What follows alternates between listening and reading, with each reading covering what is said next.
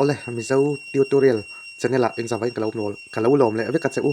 voina kan en hawa kan zor ho tur chu mi zo keyboard download dan ani a hemi hi min lo zot thina ma chuan play store ra hin om thina tu chunom to lawa a chan ka rebi chi lo ke pat chumi chu kan en hoin kan zor ho don ani a thiam lo tan mo a thiam kha tam tak kan oma thiam lo ko tam tak kan om ani ole kan clear ho nga lang tu na chuan tuan browser kapmang tlang puya Chrome browser hi kapmang tlang puya Chrome browser kan ilu tanga ti chuan search box sa khan in search don ani in search anga mizo keyboard apk ti khai chuang ti chuan i chut zo ton huwa khan in ilu tanga masaber hi ni ta masaber ai ni lu tanga in lu tanga masaber a hian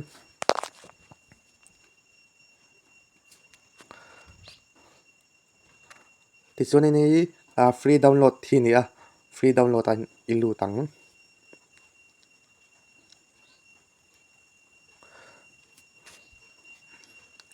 in lu tanga ti chuan in free download book hi i met lenga kalau ti lang sel kha ti chuan in hi ngak da wang ri ang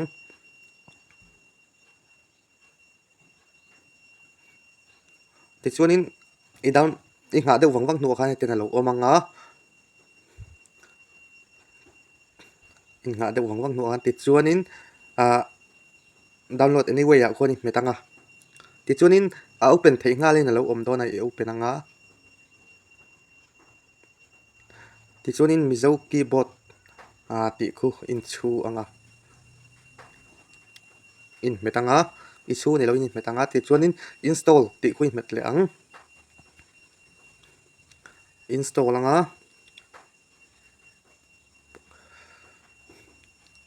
in nga kanga chuan i open anga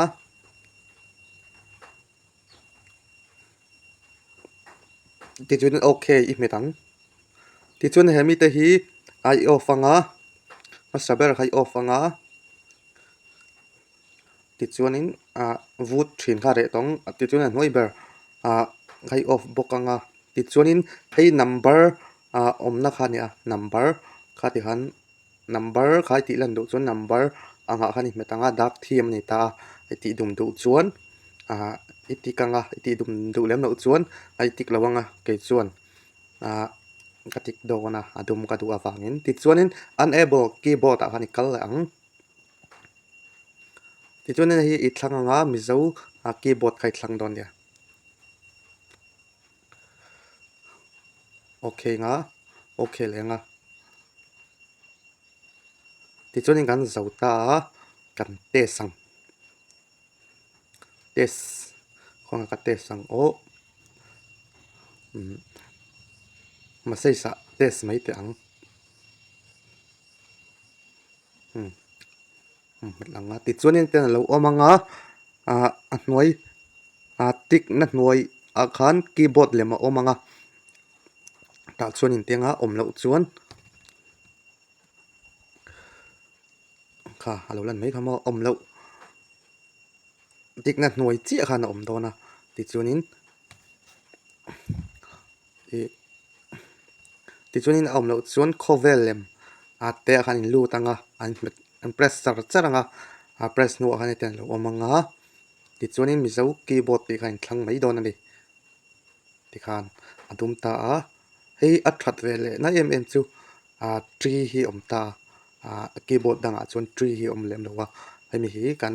du chan pakhat ani amo tian tha em mai ni ti chuanin khami zong khani ti chuanin hemi hi athiam no te tan kati to kha ti chuanin ka channel hi min lo en sak awangin kaloma min lo share sakin min lo like subscribe sak vele don ya ti chuan kalom le ang in tan video tharnen karon le le thuai ang in sava in ani man no mang tha vek ule